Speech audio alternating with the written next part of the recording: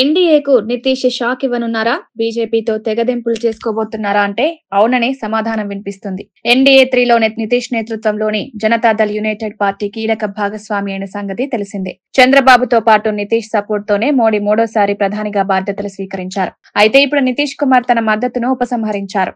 అది కేంద్రంలోనూ కాదు, బీహార్లోనూ కాదు, మణిపూర్ రాష్ట్రంలో బీజేపీ కూటమి నుంచి వైదొలుగుతున్నట్లు నితీష్ ప్రకటించారు. మణిపూర్లో జేడీయూకి ఒకే ఒక్క ఎమ్మెల్యే ఉన్నారు. ఇప్పటి వరకు జేడీయూ ఎమ్మెల్యే బీజేపీకి మద్దతు తెలుపుతూ వచ్చారు. ఇప్పుడు ఆ ఒక్క ఎమ్మెల్యే మద్దతు కూడా విత్డ్రా చేసుకుంటున్నట్లు ప్రకటించారు నితీష్ కుమార్. తద్వారా ఎన్డీఏకు గట్టి సంకేతాలు పంపారు. బీహార్ ఎన్నికలకు ముందు గట్టి షాక్ ఇచ్చారని చెప్పవచ్చు.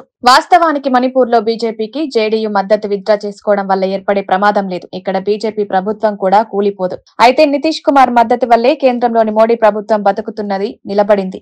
కేంద్రంలో ఇంతలా మద్దతిచ్చిన జేడీయూ ఇప్పుడు మణిపూర్ లో అనూహ్యంగా ఈ నిర్ణయం తీసుకోవడం ఏంటన్నది $1 మిలియన్ ప్రశ్న. కేంద్రంలోని ఎన్డీఏ ప్రభుత్వంతో జేడీయూ ప్రగతింపులకు సిద్ధమవుతుందా అన్న అనుమానాలు కూడా కలుగుతున్నాయి.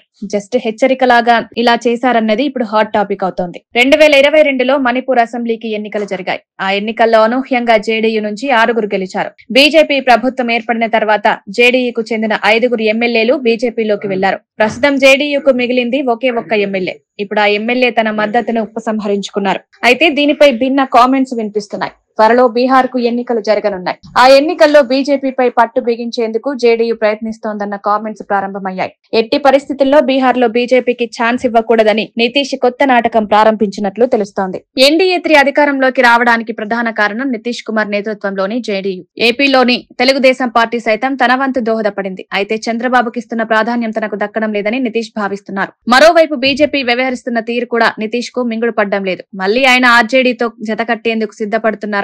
కాంగ్రెస్ ఆర్జేడీతో కలిసి ముందుకెళ్తారని, ఆ 2 పార్టీలతో కలిసి పోటీ చేస్తారని ప్రచారం నడుస్తోంది. సరిగ్గా ఇటువంటి సమయంలోనే మణిపూర్ లో మద్దతు ఉపసంహరించుకోవడం ప్రాధాన్యత సంతరించుకుంది.